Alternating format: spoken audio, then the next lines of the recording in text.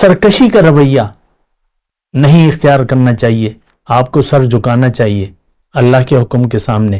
اللہ تعالیٰ نے فرمایا قرآن میں کہ وَمَنْ أَحْسَنُ دِينًا مِّمَّنْ أَسْلَمَ وَجْهَهُ لِلَّهِ وَهُوَ مُحْسِنٌ، اس شخص کا طریقہ سب سے زیادہ بہتر ہے جس نے اپنا سر جھکا دیا اللہ کے حکم کے سامنے، اور اس میں یہ مخلص بھی ہے۔ دوسری آیت ہے بلا من اسلم وجہہ للہ وہو محسن وَلَهُ أَجْرُهُ عِنْدَ رَبِّهِ وَلَا خَوْفٌ عَلَيْهِمْ وَلَا هُمْ يَحْزَنُونَ، جس نے بھی اپنا سر جھکا دیا اللہ کے حکم کے سامنے اور یہ اس میں مخلص بھی ہے، اس کے لیے اجر ثابت ہے۔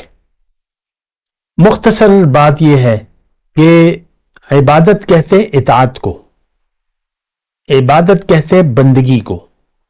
بندگی ہر کام میں، ہر کام اللہ کے لیے۔ جب آپ کا ہر کام، دیکھیں ایک جملہ میں پورا بولتا ہوں، اگر آپ نے منزل بنا لیا اللہ کو اور رخ اللہ تعالیٰ کی طرف پہ لیا اور آخرت کو پسند کیا دنیا کے مقابلے میں، یعنی اس کو ترجیح دے دی، اور کیونکہ بعض اوقات دونوں کے فوائد ایک دوسرے کے مقابل آ جاتے ہیں، تو ہم نے آخرت کو پسند کرنا ہوگا۔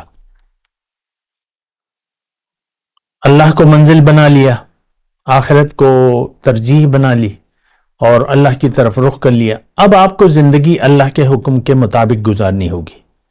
اگر آپ حکم الہی کے مطابق اللہ کو منزل بنا کے اللہ کی طرف رخ کر کے زندگی گزار رہے ہیں تو آپ عبادت گزار بندے ہیں۔